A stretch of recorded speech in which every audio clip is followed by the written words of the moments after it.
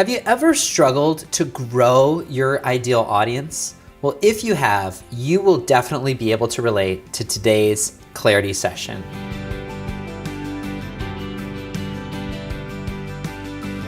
Hey, it's Brian Dixon, and you are listening to the Clarity Sessions, and I'm so excited that you're here. This is episode 1, and you can get access to our transcript and the video version of this by going to briandixon.com/clarity01. And in today's episode, I speak with Danette Gora, and you can learn more about Danette at danettegora.com, and she asks the question about how do I connect to my ideal audience. Let's take a listen. As a new writer, someone who is working on writing a book, I am trying to figure out how to grow my audience. And so I have a website, but I get lost in where to put my time. Like, do I do a blog post? Do I do an Instagram post? Do I put it on Facebook? Is it overkill to do all three? So I don't know. Yes. And then what's your time look like? Like, how much time do you put per day or per week into writing? Right now I'm writing three days a week. Uh-huh. So on Monday, Wednesday, and Fridays while my little one is at preschool. Oh, perfect. So you have some time, but you're just trying to make the best use of the time that you have. Yes. And so It's been like the last year, I've really been doing kind of an internal pouring in and like doing all this research and taking all these notes. But my kids were home. Like last year, my preschooler, was only 3. This year, he started preschool. Awesome. And so now I have 3 days a week where I have this big chunk and it's finally time to start, rolling this ball along. Yes, so. I love it. We're in that season as well, so that's really exciting. Yeah, it's fun. It's weird, but it's good. So tell me about your reader and where she's stuck. Meaning how I'm not connecting with her? No, how do you plan on helping her? Oh, how do I plan on helping her? Well, I am inspired by God's word and by nature, and I just have this heart to what God is showing me to give it away to everyone else, because I want to bring God into the everyday. Yeah. So for me, it happens on my drive. It happens when I look in the sky, when I see trees. And like, there's just this narrative that God is feeding me that I want to give others to inspire them. Got it. Okay. So where is your reader stuck in that? Like, so that's your kind of your topic or your passion. Okay. Yeah. Where is she stuck in her life? Well, I think that life is busy. Like we're zooming along on these roads, we're going fast, and we think that it's about getting our kids to school. We think it's about doing all the things we have to do, but actually it's about following Christ and seeing more of him and going deeper and extending love. I think that life ends up living us instead of us living our life. And so I think the heart of that God created all things for him, and all things are by him and for him. And that's just my passion. I want to help people open their eyes to that. So I don't know, like I can go through a whole day myself and get lost in my dishes and get mad at my kids and, just, I don't know. I have a heart for, just. Okay. And then one other question. When you think about your blog and you think about the people that you serve, is this something that's kind of like a nice to have hobby that's just kind of a fun project? Or is this something that would, be a career thing that would be, actually bring in some revenue? I'm hoping for it to be a career thing. I think that I'm so called to it and I'm so passionate about it that I can't stop doing it. And so I might as well use it to bless my family and, reach whoever God wants me to reach, small or big audience. I just want to do the best I can with what he's given me. So I would like the opportunity to, obviously do well, but it's really foreign to me. The whole making money online thing, it scares me. It makes me feel like the calling part of it falls away and then I'm trying to make money. So I'm like, that's awkward. Yes. But I want to do the best with my time. And I'm also a designer. So I want to encourage people to love what they have.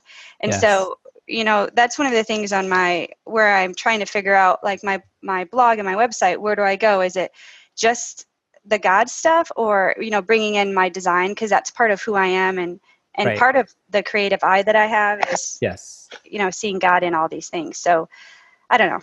I love it.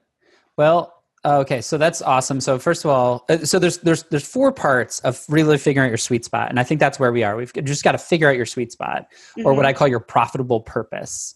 So it's great to have a dream, but somebody still has to pay the bills for the dream. So there's four components. The first one is competence, or the work, or the knowledge, which you clearly have. You love the Bible, and you're passionate about it and helping people. So that's there. The next component would be the passion. So you have the competence, but you also have the passion. So that's good. That overlaps. You don't want to do something you hate, and you don't want to love something that you're terrible at. But it sounds like you're good at it, and you like it. Then there's the market demand, and then the platform. And it sounds like those are the two bigger challenges for that to come together. Yeah. And I even had, when I'm working on my book proposal, I have a hard time filling that spot in, like, the market, like, even when you're asking me, like, who is my audience? Right. What do they need? Like, everyone's my audience, but you can't, you got to narrow it down. Like, I think everyone needs to have more, more That's God in every day, but it's like, how do you get there? Yeah. Narrowing your audience can be really tricky. What I've found is when I focus on only one person and serve that person really well, it makes it really clear what I should say and what I shouldn't say. So, so I write for Cheryl. She's 38 years old. She has 3 kids, and Thursday is her day. It's her only day to work on her blog, her book, her course. So I have a picture I look at pretty frequently of Cheryl, who's a, just made up character, but it's a amalgamation of a bunch of different people I've talked to through the years. And she's sitting in this really cool coffee shop in the picture with her laptop open and a little cappuccino and a little dessert, because she's treating herself on her Thursday, and she's working on her blog once a week. So she's trying to find time in the margins to share her message. That's awesome. Seriously, so that's you see how it gives clarity? Yeah. Wow. So I would never write an email to Cheryl about my opinions about Donald Trump. No. Because Cheryl doesn't need my opinions about him. I hear you. Right? Yeah. So even though like these calls that I'm doing, the clarity sessions, they're not all Cheryl's. I've talked to a couple guys that are like retirees. They're not Cheryl, but a lot of what I share for Cheryl also relates to Bill and to Jim. But focusing on one person really clarifies what you say. And I've realized I do not have to say anything about parenting, because Cheryl doesn't want my parenting advice. I don't have to say anything about politics, because she doesn't want my advice on that. She just wants me to help her, believing she has a message to share and an audience to serve, and helping her with strategic ways to do that. And anytime anybody unsubscribes from my list, it's just because they're not my Cheryl. They don't want my way of helping them share their audience and grow their audience and share their message. Right. So I think if you really focus in on who is your Cheryl or who's your person, it sounds like because you're a designer, they like pretty things. They want a house that looks nice, right? Yeah. They want to find God in the everyday. So they've got a lot going on, and they want some moments to slow down and to reflect. And really thinking about that. You're so good at this. You're so good at this, Art. You're so good at this. Like, Thank you so much. Please tell me I can watch this back, because you can. Absolutely. I'm not writing it all down, but I'm like, oh no. my God. No, I love the engagement too. That's great. So really focusing there, I think your sweet spot is right in the middle, where people could say, you know what Danette does really well? Danette can take this concept from the Bible, and she can craft it in a way that I can really hear it. Maybe she writes mom moments. And so just once a day, it's a 1 minute, and I'm scrolling through Instagram, and I'm looking at all these ladies that like are so fit. It makes me feel stupid. And their house looks incredible. Makes me feel really dumb. And their kids look perfect. Okay, now I'm a bad mom too. But then I get to Danette, and Danette says, it's okay. Let's just take a mom moment together and remember how good God is, even in the midst of all the hard stuff. Wow. Yeah. Yes. You're so good. I love it. There. I'm going to. It's so simple, but it's honestly blowing my mind, because I could never find that person. I have to make this person up, who she is or who he is. I don't care. And give it some good thought, man. So so I'd say really pick like literally pick one person, One person. Now what I did is I went through my Facebook friends. This is a few years ago. I went through my Facebook friends and I went, okay, my Cheryl is a little bit of her and a little bit of her and a little bit of him. There was actually 3 people and one of them was a guy, but I decided like, this is the combination is this lady named Cheryl. And I wrote out specifically, what does she want to do? Where is she stuck? Why is she doing this? Why is she trying to start a blog and grow her online business? Even to the point where she has family members who make fun of her because she has a blog, Right. And so I know when I write about sharing your message, I know Cheryl needs a ton of encouragement because she has a mother-in-law who's making fun of her. Right. Right. Yeah. Yes. And so that's why it's so important to get really specific, because then you can say, so like your person, does she have 2 kids or 3 kids? Like you need to know, does she send them to public school, private school? Does she homeschool them? Does she go to a small church or a big church? Does she live in a small town or a large town? Does she live in Canada or America? Like be really specific. And then you can picture her and you can go, you know what? She is waiting at carpool and all the moms and a couple of the dads are waiting at carpool and she has 5 minutes. I'm going to give my content that I'll write on Instagram and maybe on my blog and even in my email is going to be perfect for the carpool line. And that's what I'm going to write for. Okay. Or the podcast that she can listen to. It's going to be perfect for her to listen to in the car while she's waiting for the kids to come out of school. Awesome. Like just picture where is, or maybe she's a working mom and she's busy all day and she comes home and she's trying to get the meal together and she's got 5 minutes to listen to a podcast while the dinner's getting ready, while she's making the dinner. Like think about where would she engage in your content and then write specifically into that part of her day. Okay. Yes. Yep. You're awesome. Yeah. You know what to do. Yeah. So you are writing for me. Right. Exactly. So I've got to figure this out. Cause like, yes. Okay. Thank you so much, Brian. Good You're stuff. welcome. And now it's just a matter of just making it a routine. So does Cheryl need to see God in the every day? Probably.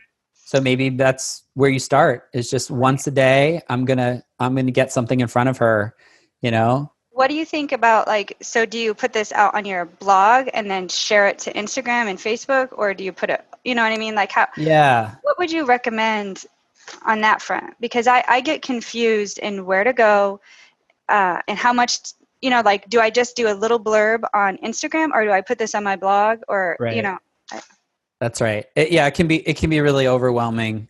And there's just so many options. What I always try to think of is what would help Cheryl the most.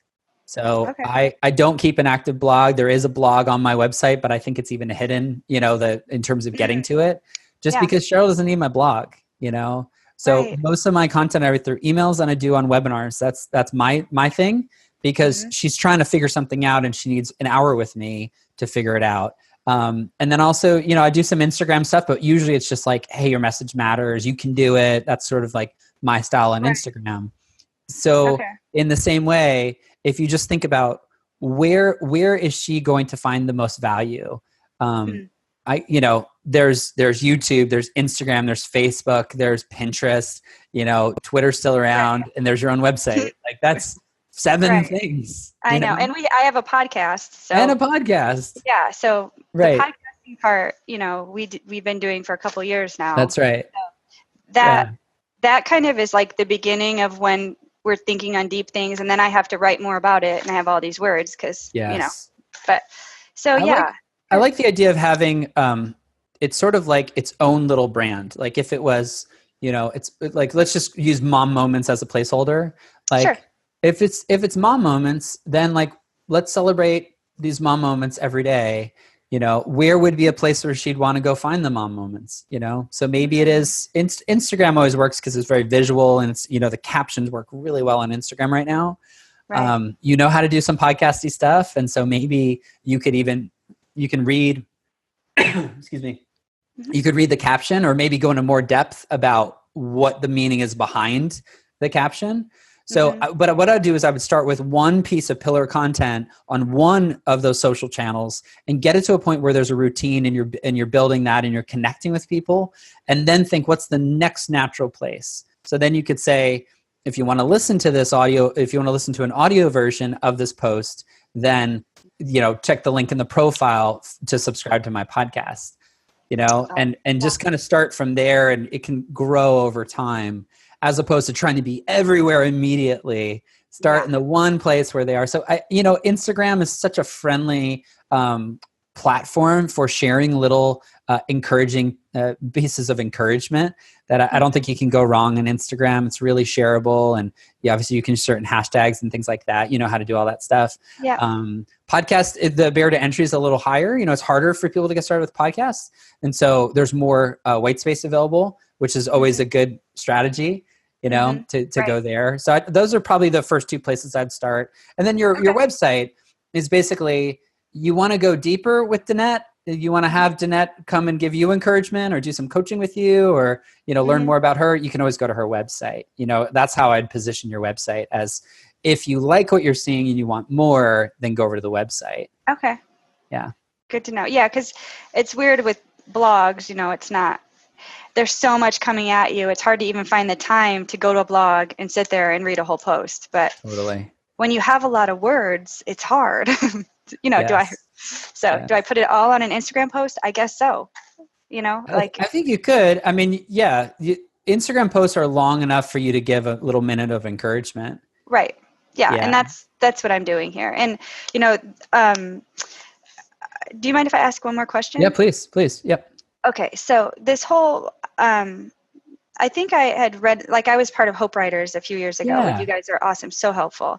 Thank you. And so then I got, my website going through, reading every single comment and post, and so it was very helpful. But I'm at the point now where I'm starting to write this book, and how much of what I write do I share, or do I keep it, or Emily Freeman was always saying, you give it away, and then you're going to have more. You can go deeper again, but it's I feel like I'm going to give away the golden nugget, but there is no gold. It's just weird. Why do I want to hold on to stuff that God's giving me? I need to give it away, but it's hard to decide, what do you keep for your book, or, and is there a certain percentage on your blog that you can put in your book? There will be about it.